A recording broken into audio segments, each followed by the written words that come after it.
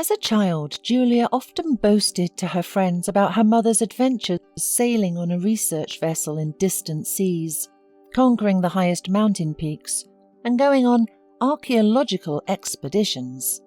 Her friends and classmates were jealous, believing Julia had an incredible mum. The truth was far from these children's fantasies. Julia's mother had simply left her family for a wealthy lover.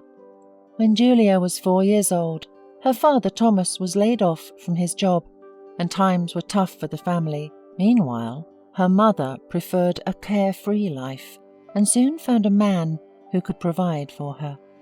Julia stayed with her father and they lived in true poverty. For years, she was glad they didn't even have a camera, and therefore they didn't have any pictures from that terrible time. Thomas didn't give up, but he hardly had time to spend with his daughter. The man had to earn money wherever he could. He worked as a longshoreman on construction sites and did repair work for people. Sometimes he would ask a lonely elderly neighbour to babysit Julia in exchange for his help with repair. Other times he would just turn on the TV for Julia, lock her alone in the house and go to work. Although Julia was scared to be alone and cried every time her father left, he had to do it because they needed to survive. Despite the odds, Julia and her father not only survived, but also managed to get back on their feet. Together with a friend who had some savings, Thomas started their own business. Thanks to his persistence and luck, the family was able to leave poverty behind. However, Julia noticed that her father had undergone a significant change.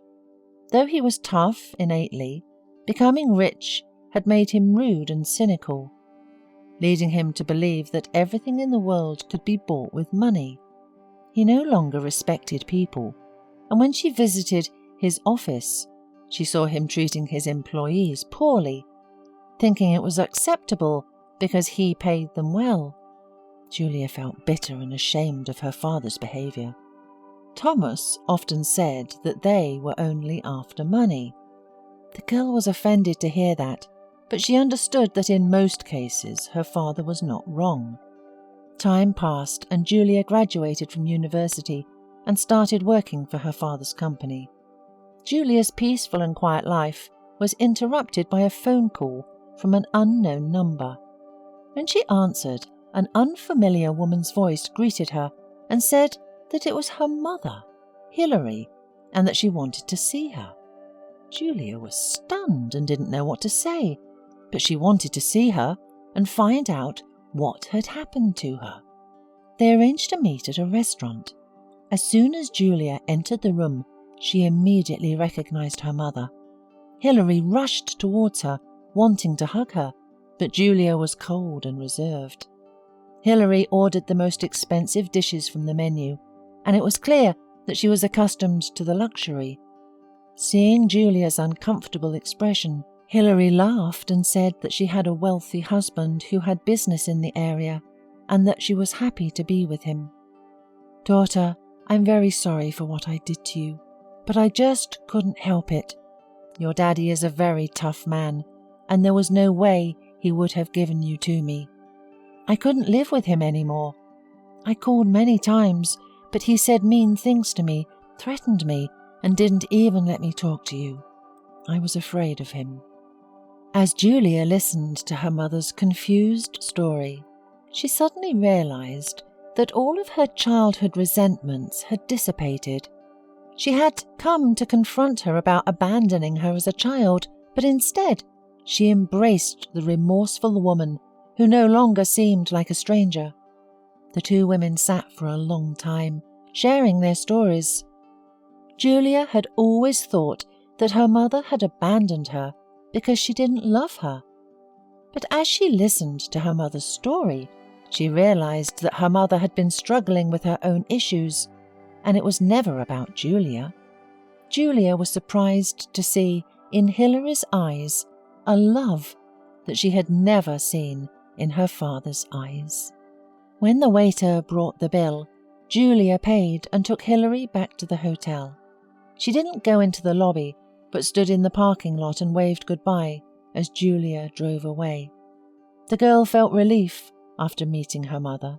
She knew that she could never change the past, but she could now move forward with a new understanding of her mother.